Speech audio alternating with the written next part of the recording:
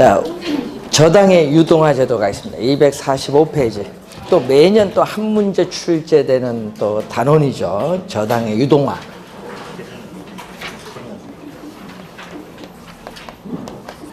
자, 주택 수요자인 차입자.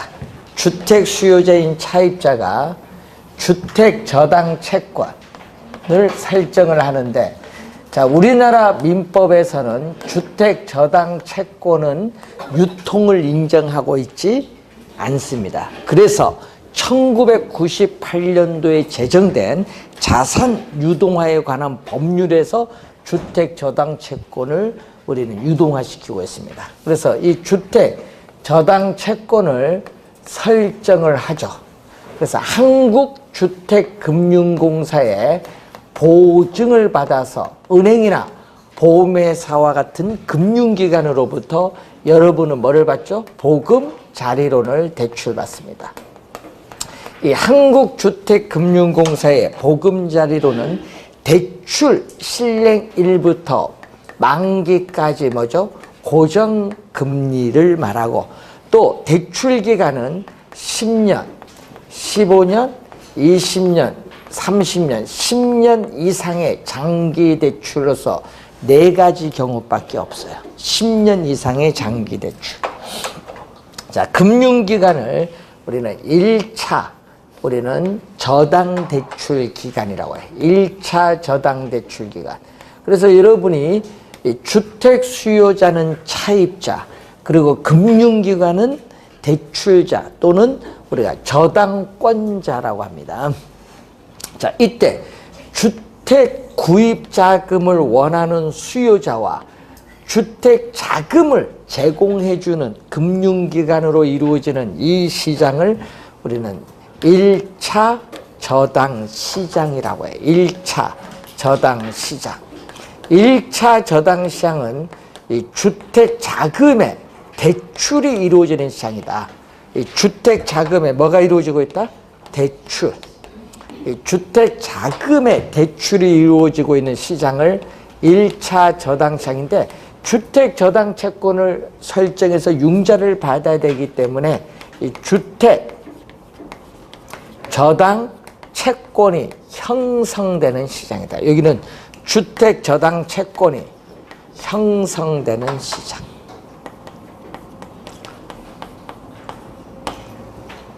자, 이 금융기관은 한정된 대출 재원을 가지고 있어요. 한정된 재원을 가지고 있기 때문에 계속 자금을 대출을 해주다 보면은 이 재원이 부족을 해요. 현금 부족해서 여러분이 은행에 카드 넣어서 돈 찾는데 돈 지급 못하면 은행은 파산이에요. 그러니까 어떻게 돼? 재원이 부족한 요걸 해결해야 돼. 한정된 재원을 가지면서 계속 대출이 이루어지다 보면은 현금 유동성 부족 문제가 생겨요. 이 유동성 부족 문제가 발생을 하면서 유동성 위험이 증가합니다. 왜 위험이 증가하냐 하면요, 주택 저당 채권을 매각하지 못함으로써 현금이 부족해지는 문제가 발생하거든요. 그래서 유동성 위험이 증가하는데, 이 문제를 해결하기 위해서 도입된 제도가 2차 저당 시장입니다. 그래서 우리나라는 1999년까지는 이 1차 저당 시장밖에 없었어요. 자, 이때 이 주택 저당 채권을 뭘로 본다? 하나의 상품. 주택 저당 채권을 하나의 상품으로 보고 자산 유동화에 관한 법률에 근거해서 시장에 유통되게 하는 것을 전문용어로 밑에서 한 7번째 보니까 뭐죠? 저당 또는 저당권의 뭐라고 하죠? 유동화라고 해요.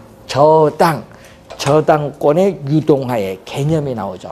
즉, 주택 저당 채권을 다른 사람에게 양도할 수 있도록 뭐한다? 매각할 수 있다는 얘기예요. 자, 그러면은 이 금융기관은 이제 주택 저당 채권을 보유하다가 재원이 부족하면 이제 팔 수가 있는데, 주택 저당 채권 1억짜리 하나만 팔 수는 없잖아요. 묶어야 돼. 묶어서 뭐 3천억 아니면 1조 이렇게 매각을 해야 됩니다. 이제 묶는 것을 우린 전문 용어로 집합물이란 말 써요. 자, 주택, 저당 채권, 집합물. 그래서 여러분 우리 본 시험에 가면은 10월 27일 날 공인중개사 시험에 가면요. 시험은 요걸로 출제하거든요. 주택, 저당 채권, 집합물로 출제를 하는데 문제는 가끔 여러분 모의고사나 무슨 여러분이 공부하다고 보면요. 저당풀이라고 막 나와 있는 게 있어요. 뭐 보면은 같은 말이에요. 저당풀. 그래서 다른 말이 아니라 주택, 저당 채권, 집합물을 저당풀. 같은 용어다. 이것을 뭐 한다? 매각을 해요. 그런데 문제는 집합물을 묶을 때는 대출 지역이 같은 곳끼리 묶어야 돼. 그래야 매각하기가 용이하거든요. 또 대출 금액이 뭐 한 것끼리 같은 것끼리. 또 만기, 14가지밖에 없으니까 만기가 또 같은 것끼리. 또 기간별, 대출 기간별, 만기가 같은 것끼리 묶는 것을 우리는 뭐라고 하냐? 패키지. 자, 여행 상품, 패키지 상품이 있듯이 묶는 거 패키지라고 해요. 패키지는 포장입니다. 포장, 영어의 포장, 이거 묶는다. 패키지. 해서 매각을 해야 돼.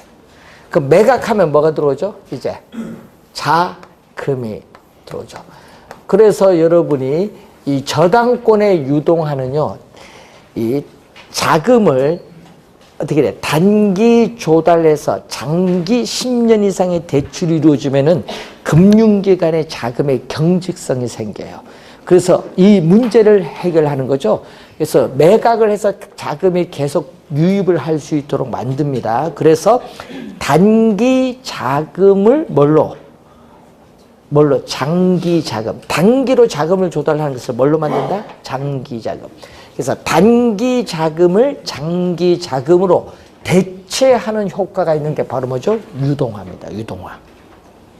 자, 그러면은 누구한테 매각을 해야 돼? 우리나라의 한국주택금융공사. 여러분 미국은요. 우리 한국주택금융공사를 요걸 2차 저당 대출 기관이라고 하는데, 자, 정부와 한국은행이 2조 원을 출자해서 설립한 회사입니다. 국가가 보증하고 2004년 3월 1일 설립을 했는데, 문제는 이 한국주택금융공사는 국가가 보증합니다. 그런데 미국 같은 경우는요, 지니메이, 그리고 우리가 지니메이 하면 이건 정부, 연방정부 보증하는 것도 있고, 페니메이 뭐 이런 게 또 있거든요. 페니메이 뭐 이런 것도 있고, 민간 보증도 있어요. 미국은. 그런데 우리는 국가가 보증하는 거예요. 국가가. 그러면 국가가 보증한다는 걸 염두에 두고 이 한국주택금융공사를 우리는 뭐라고 한다? SPC라고 해요. 특별한 목적을 가진 회사. 근데 어떤 목적? 주택 저당 채권의 유동화를 목적으로 설립된 회사. 그래서 전국에 본점 외에 지점을 설치할 수 있고, 또 직원을 고용하거나 임원을 우리가 또 둘 수 있는, 상근 임원을 둘 수 있는 실체 회사를 말합니다.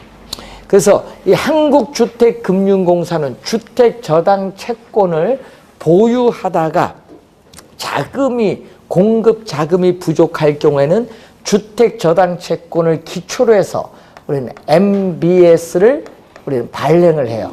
한국주택금융공사 발행해서 뭐 한다? 매각합니다. 그러면 한국주택금융공사에서 MBS를 발행해서 매각을 해서 누구에게? 투자자에게 매각을 하죠. 이때 MBS를 한국주택금융공사에 관한 법률에서는 이걸 뭐라고 번역을 하죠? 주택저당증권이라고 번역해요. 그래서 주택저당채권을 기초로 하여 발행하는 수익증권의 개념입니다. 그러면 발행하면 뭐가 들어오죠? 또 자금이 이렇게 유입이 돼요. 그래서 요 시장이 나오죠. 투자자로부터 자금을 조달받아서 금융기관의 자금을 공급하는 이 시장을 또 우리는 2차 저당 시장이라고 합니다. 자, 2차 저당 시장을 우리는 주택 자금을 또 금융기관에 뭐 하는 시장? 공급하는 시장.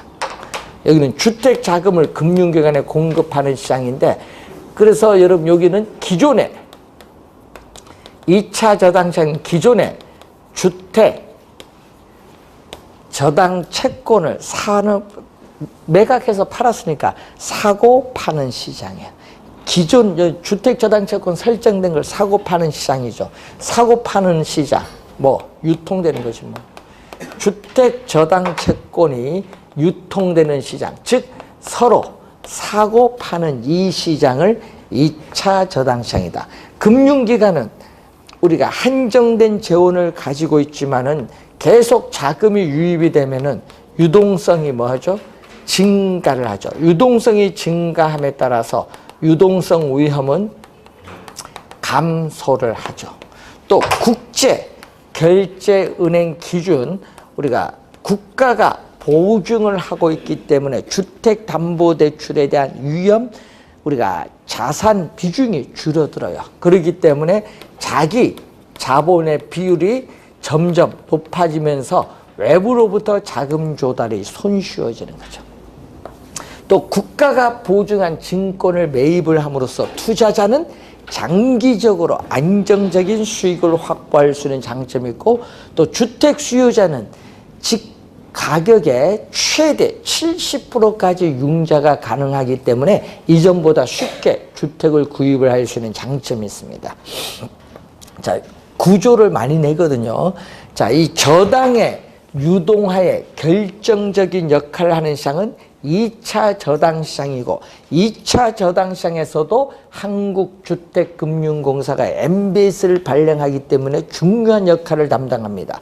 주택 수요자는 주택 저당 채권을 설정해서 융자를 받기 때문에 1차 저당 시장과는 직접적인 관계가 있지만은 2차 저당 시장과는 아무런 관계가 없고, 또 주택 저당 채권을 계속 매각을 할 수 있는 한 계속 자금이 유입되기 때문에 이론적으로는 수요자에게 무한정 대출이 가능하다. 이론적으로는. 법적으로는 제한이 있습니다. 그래서 이론적으로는 무한정 대출이 가능하다는 점. 자, 그래서 이 저당의 유동화에 있어서 2차 저당 시장은 누구에게? 1차 저당 시장으로 자금을 공급을 하게 되는 거죠. 자금을 공급한다. 그래서 저당의 유동화의 전제 조건이 나오는데 246페이지 밑에 보시면은 이 저당의 유동화의 전제 조건을 보면은 이 금융기관의 저당 수익률을 주택담보대출 금리입니다. 저당 수익률은 주택담보대출 금리. 요거는 무슨 금리? 고정금리. 그리고 2차 저당 시장에서 판매하는 MBS의 수익률이 나오죠. 이 수익률이 이렇게 높아야 금융기관은 주택 저당 채권을 매각해서 차이만큼 이익을 얻어요. 그리고 또 투자자는 최소한 충족돼야 될 요구 수익률이 4%인데 5% 주겠다. 그러면 어떻게 돼요? 5% 주겠다 하면은 투자를 하겠죠. 자기는 4% 요구하는데 5% 주겠다면 1% 이득을 얻잖아요. 이렇게 돼야 저당의 유동화가 원활해진다. 자, MBS는 고정금리로 발행할 수도 있고, 또는 뭘로? 변동금리로 발행할 수도 있다라는 그러한 내용이 되겠습니다. 자, 우선은 구조 한번 확인해 보시기 바라고요. 247페이지에 주택저당증권 MBS의 종류가 4가지 나오는데 올해도 중요한 그러한 내용이 되겠습니다. 올해 출제 지금 2년 연속 계속 나오고 있죠. 올해도 좀 중요합니다. 자, 주택 수요자가 뭐죠? 차입자인데 MBS 종류가 4가지가 있거든요. MPTS 요거 하나만 증권이고 나머지는 다 뭐다? MBB, MP, TB, CMO 요거 다 채권이야. 요걸 확대를 한 CMO도 채권. 그래서 요 세 개는 채권. MPTS만 증권. 자, 그러면 차입자는 대출금에 대해서 대출을 받게 되면은 매월 뭐를 상환? 원리금을 상환. 자, 차입자는 대출을 받으면 매월 원리금을 상환을 해요. 자, 매월 원리금을 상환한다. 그러면은 우리는 MPTS를 발행한 발행자 또는 발행기관 뭐를 발행했어요? MPTS를 발행해서 투자자에게 이렇게 매각을 했는데 그럼 차입자는 매월 원금 이자를 갚은 것을 바로 즉시 투자자에게 원금 이자를 이체시켜요. 그래서 이것을 전문용어로 뭐라고 설명한다? 이체증권이라는 명칭이 붙은 거예요. 원금 이자를 받자마자 바로 즉시 이체시켜준다는 의미에서 이체증권. 자, 이게 뭐냐 하면요. 패스스루, 이체한다는 얘기야. 그래서 주택저당 채권을 이체시키는 증권이다. 그래서 요 S는요, Securities에서 요걸 번역을 뭘로 번역한다?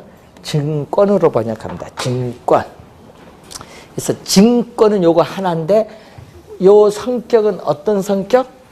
지분형의 성격을 가진다. 지분. 여러분, 지분이란 말은요, 지분이란 말은 발행기관이 지분을 매각한 거예요.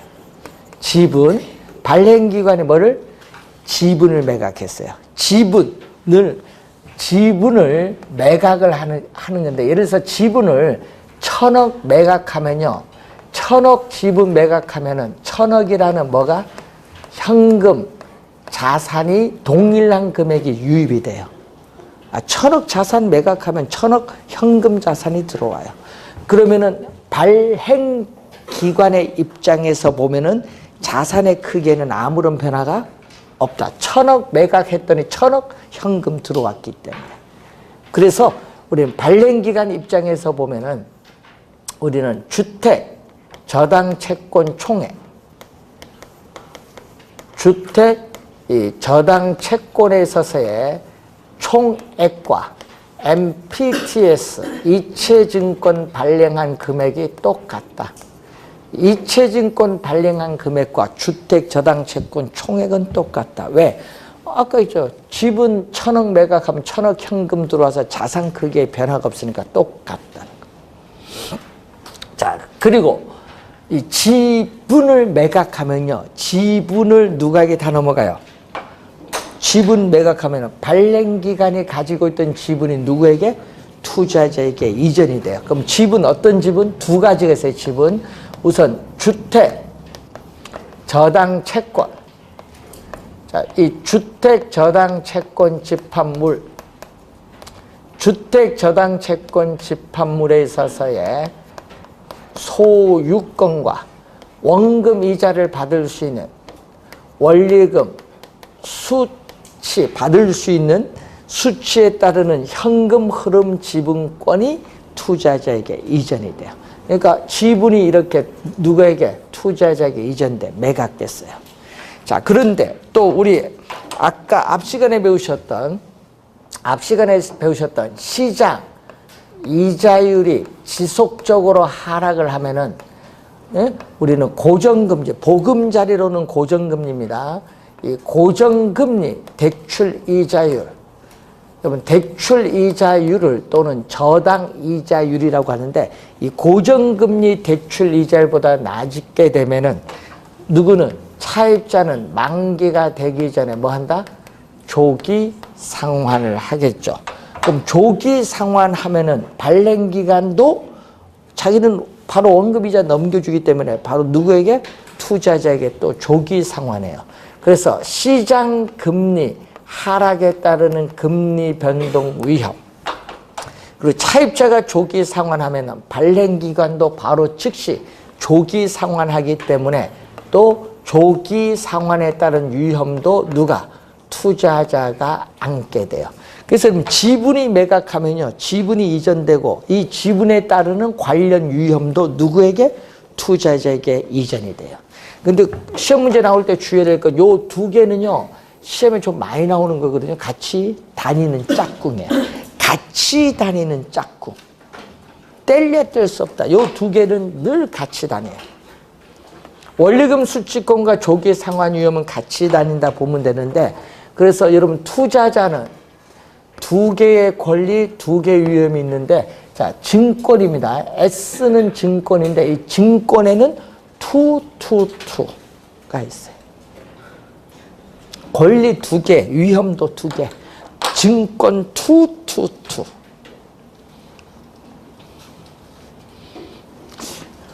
그게 암기하기가 좀 좋은 것 같아요, 여러분. 증권은 뭐죠? 지분형의 성격을 가진 MBS. 자, 그런데 또 차입자는 대출금에 대해서 또 매월 또 원금 이자를 상환하고 있어요. 자, 발행 기관은 또 투자자, 이번은 MBB, 또 B는 본드 채권입니다. 정식 명칭은 주택저당채권담보부 채권. 한국주택금융공사에 관한 법률에서는요, 주택저당채권을 담보로 하여 발행하는 채권, 이렇게 설명을 하고 있어요. 자, 그런데 이 MBB는요, 또 중요한 것은 MBB는 기업이 회사의 채권을 발행했을 때 그 회사채 성격, 일정 기간이 지나서 원금 주고 이자 주는 이 회사채의 성격과 아주 비슷하다, 유사하다고 하기 때문에 이것은 무슨 성격? 채권형의 성격을 가진 MBS다. 채권형의 성격을 가진 MBS라고 해요. 시험에 이 지분형, 채권형 자주 나오거든요. 자, 그러면은 차입자는 여러분 뭐냐 하면은, 여러분 이 채권 3개가 있거든요. 여러분 이 채권 3개는 발행할 땐 담보가 있어야 돼요. 그럼 담보, 어떤 게 담보? 요 3개가 채권이니까 채권은 담보가 있어야 돼요. 어떤 담보면 이걸 담보. 주택 저당 채권 뭐죠? 집합물. 이걸 담보로 합니다. 주택 저당 채권 집합물, 이것을 담보로 해서 발행기관의 신용을 가지고 뭐를 발행한다? 채권을 발행해서 투자자에게 매각하는데, 그럼 발행기관의 신용이 없으면 채권 살까요, 안 살까요? 아, 사서 돈 날릴 수도 있는데 왜 사? 옛날 동양증권 아세요? 채권 샀는데 날릴 수도 있어요. 예? 그러니까 누가 보증한 거야? 한국주택금융공사 국가 보증했죠? 날릴 수가 없지. 예? 그래서 여러분아, 이 발행기관의 신용을 가지고 뭐를 발행하는 거야? 채권을 발행하는 거예요, 채권.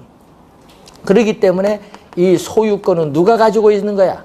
발행기관이 보유하는 거야. 주택저당채권 집합물, 이 담보에 대한 소유권은 누가 보유? 발행기관이 보유하는 거예요. 채권은요, 3개는 다 요것은 발행기관이 가지고 있어요. 그런데 또 차입자가 원금 이자를 갚으면요, 또 원금 이자를 받을 수 있는 또 현금 흐름의 지분권도 누가 가지고 있다? 발행기관이 보유해, 요것도. 그러면 왜 그러냐면은, 이 발행기관은 투자자에게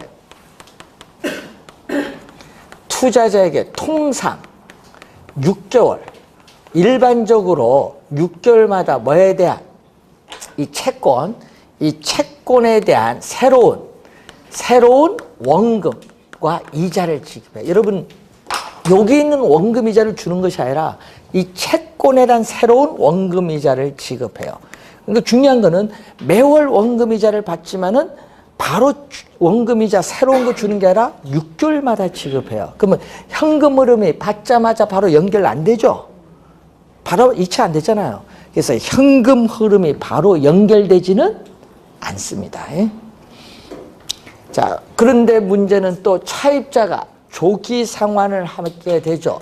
시장 금리가 지속적으로 하락을 함에 따라 금리 변동 위험, 또 차입자가 조기 상환을 했을 경우에 조기 상환 위험, 요것도 시험에 한 3번 나오고 2번은 정답 물었어요. 그리고 차입자가 원금이자 못 갚았어요. 돈 못 갚았다. 그러면 채무 불이행에 따른 위험, 이런 건 전부 누가? 예? 발행기관이 부담해. 근데 여기는 왜 채무 불이행 위험이 없어요? 국가가 보증했으니까 원금이자 못 갚아도 국가는 요 증권에는 원금이자 지급해야 돼요. 그러니까 이 채무 불이행 위험은 없지. 자, 그러면은 여기서 또 시험 문제, 아까도 늘 얘기했지만 요 2개는 같이 다니는 뭐라고 했다? 요 2개는 같이 다니는 짝꿍. 꼭 기억해야 됩니다. 조기 상환 위험은 누가 부담한다? 발행기관. 시험에 정답 지문 많이 묻습니다. 조기 상환 위험 누가 부담하느냐, 이걸 잘 보세요. 같이 다니는 짝꿍이라는 거다. 그런데 투자자는 뭐예요? 발행기관이 모든 위험을 부담하네요. 그럼 투자자는 위험 부담이 없기 때문에, 여러분 투자이론에서 위험이 높을수록 수익률도 높은데 위험이 없잖아요. 그럼 수익률은 가장 낮을 수밖에. 수익률은 가장 낮다. 수익률은 가장 낮아요. 자, 차입자가 조기 상환하면, 발행기관도 조기 상환하면 투자자의 손실을 가져와요. 그럼 투자자는 손실을 보지 않기 위해서는 뭐다? 발행기관이 조기 상환을 하지 못하도록 막을 수 있는 장치가 있어요. 조기 상환을 막을 수 있는 장치를 우리는 콜 방어라고 해요. 예? 발행기관의 조기 상환을 하지 못하도록 하는 것을 전문용어로 콜 방어를 할 수 있다. 그것도 일정 기간, 예를 들면 7년이면 7년, 일정 기간 동안만 조기 상환을 하지 못하도록 할 수 있는 콜 방어를 할 수 있어요. 투자자는. 자, 그런데 또 발행기관의 신용을 가지고 발행해야 되거든요. 신용을 가지고 발행을 해야 되기 때문에 뭐가 있어요? 주택. 발행기관의 신용을 가지고 발행을 해야 되니까 주택, 저당 채권, 총액과 MBB 발행한 금액을 비교하면은, 자, 여러분 MBB를 우리가 5천억 발행했다. 그러면은 주택 저당 채권 총액은 1조예요. 예를 들면은. 그래서 이게 클 수밖에 없어. 왜? 우리는 발행기관의 신용을 가지고 발행을 했어요. 그래서 투자자의 안전을 위해서는 뭐를 유지를 해야 된다? 투자자의 안전을 위해서는 초과 담보를 유지해야 된다. 여기에 작년에 출제했었죠. 초과 담보 유지해야 된다. 발행기관의 신용을 가지고 채권을 발행하기 때문에 초과 담보를 유지한다. 투자자의 뭐를 위해서? 안전성을 위해서.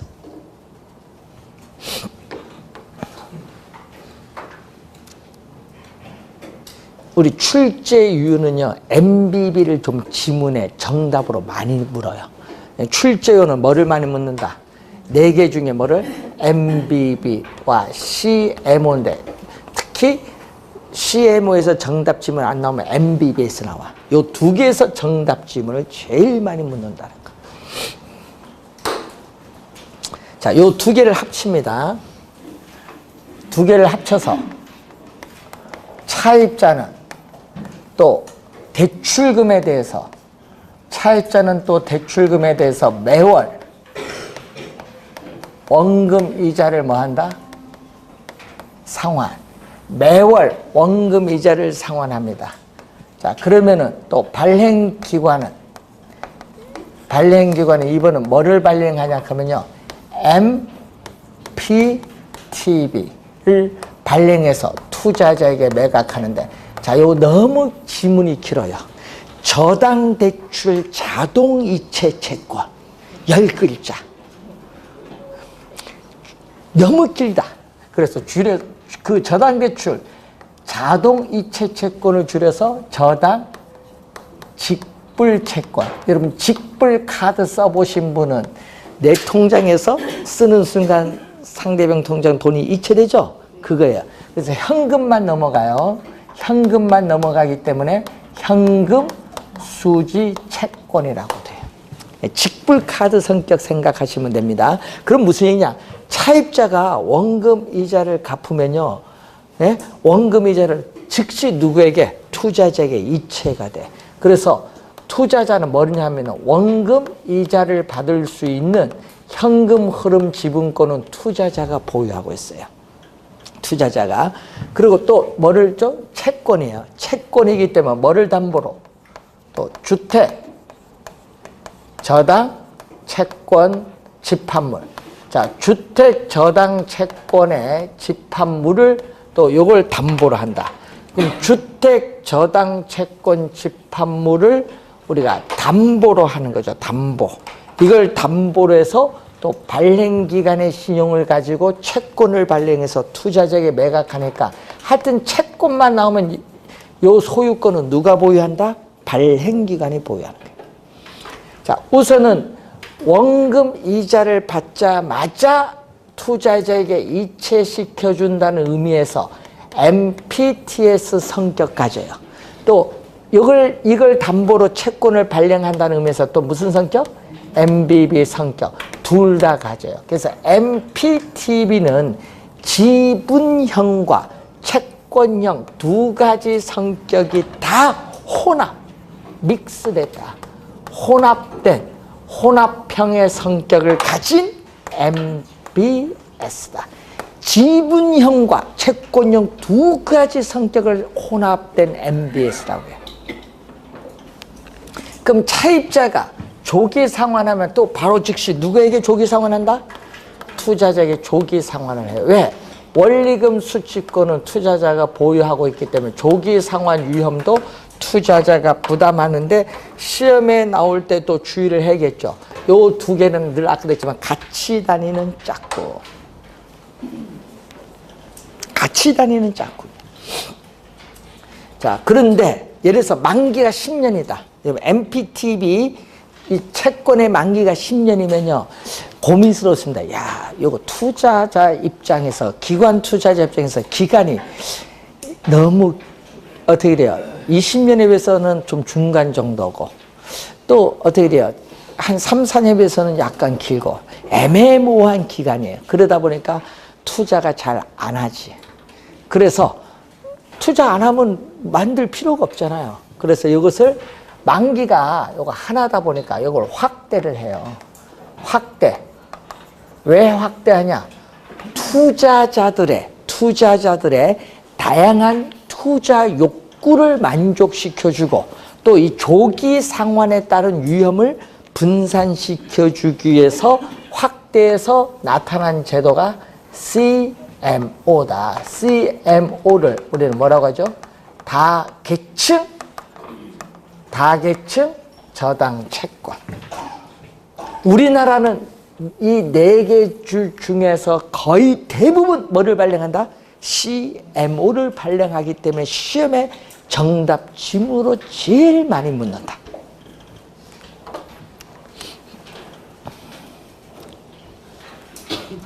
그런데 문제는 여러분 시험 문제에 한글로도 요 약어도 그대로 출제합니다. 번역 안 하고 약어 그대로 출제하든지 아니면은 한글로 출제를 해서 관련에 약을 적어주는 경우도 있어요. 원어 그대로 내는 경우도 있거든요. 그래서 하여튼 원어는 잘 보세요. 확대니까 뭐와? MPTB와 구조상 똑같아.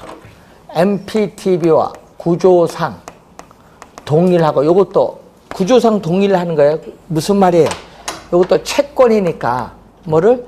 발행기관이 주택저당채권 집합물을 담보로 채권을 발행했어요. 그럼 요 소유권 누가 가지고 있어요? 발행기관이 보유하고, 또 투자자는 뭐를? 원리금 수취권을 보유해서 조기 상환위험 누가 부담? 투자자 부담. 똑같아요. 똑같은데 뭐가 차이가 있느냐? 아까 투자자들의 다양한 투자 욕구를 만족시켜줘야 되니까 만기가 하나가 있는 게 아니에요. 예. 여러분, 나는 3년짜리 투자할 수도 있고 20년 투자할 수도 있잖아요. 투자자들이 다양하게 투자할 수 있게끔 만들어주는 거예요. 그래서 저당 채권의 총 발행액, 이 총 발행액이요 1조다. 예를 들어서 1조를 여기 하나의 저당 집합이거든요. 이 하나의 저당 집합, 예를 들어서 1조를 쪼개는 거예요. 쪼개서 이제 투자자들이 맞춰서 투자하라. 쪼개버리는 거예요. 이렇게. 우리나라는 보통 이렇게 8개로 많이 쪼개는데 총 발행액을 이렇게 몇 개의 그룹으로 나누는데 이 나누어진 그룹을 트렌치란 말 써요. 트렌치. 시험 지문에 트렌치 떴다 볼 거 없다. CMO. 트렌치 욕밖에 없지 뭐.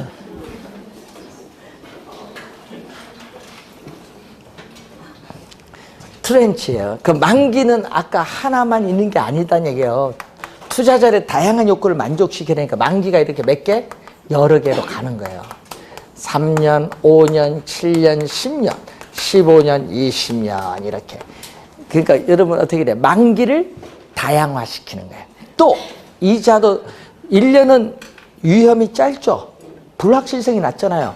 그러니까 이자가 낮지. 2%. 여기는 뭐? 여기는 예를 들어서 2.1%, 여기는 뭐 2.2%, 여기는 5% 이런 식으로 만기가 길수록 미래의 불확실성에 따른 위험이 높잖아요. 그러니까 뭐도 높아요? 수익도 높지. 그래서 위험, 수익 구조, 위험 수익 구조가 뭐하다? 다양한 거예요. 다양한. 네? 위험 수익, 만기가 여러 개 있기 때문에 위험 수익 구조가 다양한 뭐를 발행하는 거야? 트렌치를 발행하는 거예요.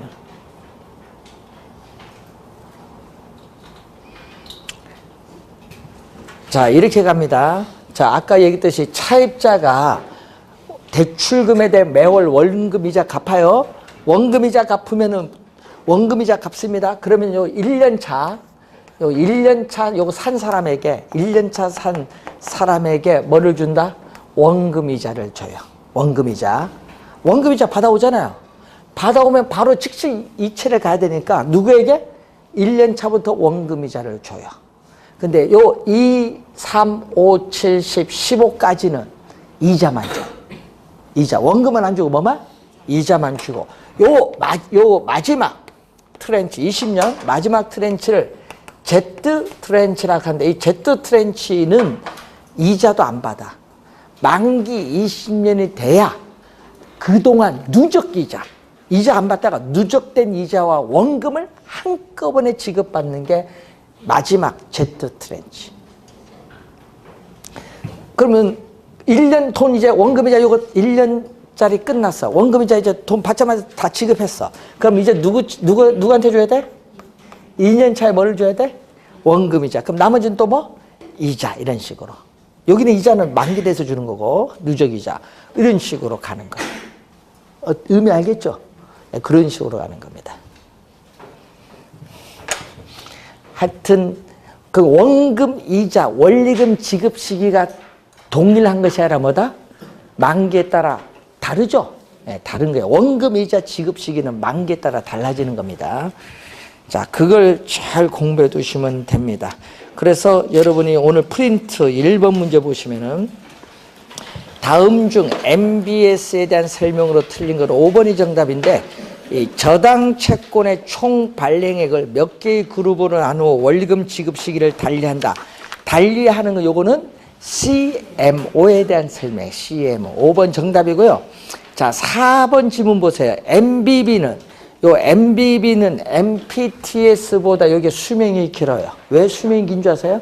콜 방어를 하기 때문에. 여기는 조기 상환하면 또 조기 상환 해버리니까, 예? 조기 상환 위험 여기 있잖아요. 그럼 여기는 조기 상환 어떻게 방어할 수 있는 콜 방어 있으니까 수명이 길어요. 그리고 수익률은 여기에 가장 낮아요. 4번 맞는 지문입니다.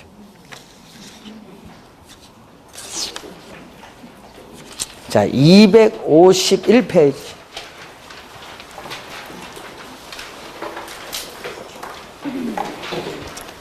작년 시험에도 연금에서 정답 지문을 물었습니다. 자, 올해도 연금이 좀 중요하죠. 주택연금인데 한국주택금융공사인데, 자, 여러분 주택연금입니다. 고령화 사회에 있어서 우리는 주택은 소유하고 있지만 소득이 없는 노년계층에 있어서의 뭐를 위해서?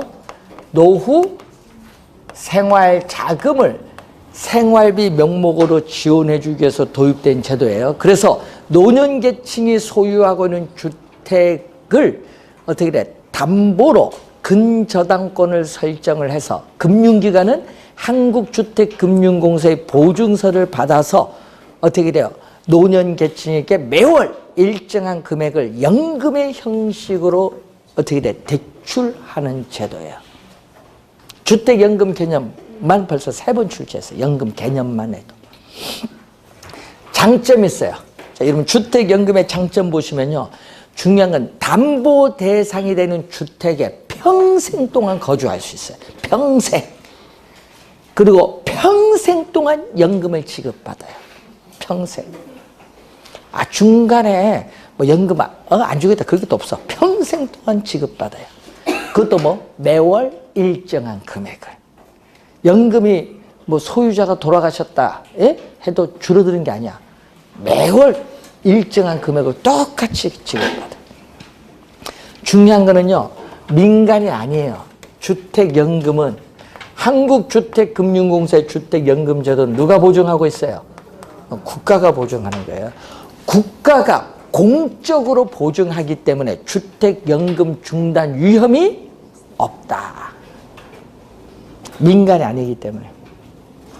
또 세제상 혜택이 있습니다. 여러분 세제상 혜택 하면요. 자, 여러분 근저당권 설정 시에 국민주택채권 매입 의무 면제. 또 뭐 면제냐? 여러분 지방교육세, 노농촌 특별세, 그리고 등록세 다 면제가 돼요. 다 면제가 돼요. 그리고 연금 이용 시에는 중요한 건죠. 주택 가격 5억 원까지는 재산세에 대해서 25% 감면을 해줘요. 25% 감면. 그리고 또 25% 감면되고 200만 원 한도까지 이자 비용에 대해서는 소득 공제 혜택이 있어요. 여러분 60세 이상 노년도 소득 버신 분 있잖아요. 좋죠. 근데 중요한 건 또 합리적인 상속이 가능해요. 합리적인 상속이 가능하다는 것은 연금 지급 총액, 여러분 거기 보면은요, 연금 지급 총액과 주택 처분 가격이 나오는데, 자, 연금 지급 총액은 5억, 주택 처분 가격 7억. 야, 어디가 컸다? 여기가 컸다. 그럼 얼마 남아요? 2억 남죠? 남으면 뭐 한다? 돌려줘야지. 누구에게? 채무자인 상속인에게 지급하면 돼. 상속인에 주면 돼요. 그런데 여기 5억인데 여기 처분 가격이 4억이다. 이렇게 됐어요. 그러면 뭐가 돼? 부족하네요. 부족분에 대해서는 채무자인 상속인에게 청구할 수 없음. 별도로 청구 못해요. 국가가 보증했기 때문에 국가보다. 남으면 돌려주고 부족하면 국가보다. 합리적 상속이 가능하고요. 자녀의 동의를 요하지 않습니다. 그리고 우리나라는 구정지나서 가입을 많이 한다는 통계가 나오고요. 예? 그리고 현재 약 12,000명 정도 가입을 했고요. 2007년 7월 달 도입해서 지금 11년인데 지금은 많이 홍보돼서 12,000명 정도 가입을 했고요. 평균 받는 월 금액이 99만 원입니다. 많이 받는 사람도 있어요. 적게 받는 사람도 있고. 주택 가격에 따라 다르니까. 평균 99만 원 받는다. 이렇게 통계가 나와 있습니다. 자, 요거 근데 시험 문제는 여기가 중요하죠. 위에가 중요한 게 아니라 여기에 중요한 거예요. 요게 벌써 2번 출제고 또 작년에 정답 물었어요. 자, 주택 처분 가격 나와 있는데 주택 처분 언제 해요? 근저당권 설정 시 처분하는 게 아니잖아요. 사망하고 처분하지. 처분하면 소유권 이전되죠. 여러분, 연금 개시 시점에는 소유권 이전이 없어요. 근저당권 설정에서요. 여러분, 등기부 딱 떼보면 뭐가 나온지 아세요? 소유권 바로 밑에. 예? 한국주택금융공사에 관한 법률에서 어떻게 돼요? 주택연금 시세가 있기 때문에 제한물권 설정 못한다 딱 나와 있어. 깨끗해. 그거 딱 나와 있어. 언제까지? 평생 동안. 그런데 중요한 것은 연금 신청해서 한 5년 지났어요. 연금 받다가 5년 지났는데 주택 가격이 떨어졌어요. 주택 가격 5억에 신청했는데 주택 가격이 3억으로 떨어졌어요. 그러면 여러분은 뭐다? 예? 연금이 줄어드는 게 아니에요. 똑같은 금액 계속 나와요. 근데 주택 가격 5억 신청했는데 주택 가격이 9억 됐어요. 9억이 됐어요. 그러면 연금 받은 금액 이자 갚아요. 갚고 다시 신청하세요. 왜요? 다시 신청해야지. 아, 남인이 몇 그릇인데. 아, 진짜 받는 금액이 차이가 있을 텐데. 응? 예? 1년 생활비 나올걸요? 그 차이만 해도. 좋은 제도입니다. 그런데 요 국민연금과 달리요. 200만 원 월 예를 들어서 200만 원을 받고 있는데 예? 가입자가 사망을 했어요. 그럼 배우자에도 어떻게 돼요? 동일한 금액이 계속 지급돼. 상당히 좋은 제도입니다. 예. 그런데 중요한 조건이 있어요. 연금 이용 도중에 예? 이혼을 하거나 재혼을 한 경우가 있어요. 60세 이상이다 보니까 그때는 이혼한 배우자, 재혼한 배우자는 연금을 받을 수 없어요. 쉽게 얘기해서 이혼도 하지 말고 재혼도 하지 말아요. 연금을 받으시려면. 자, 251페이지의 맨 밑에 주택연금 가입 요건 잠시 쉬고 시작하겠습니다.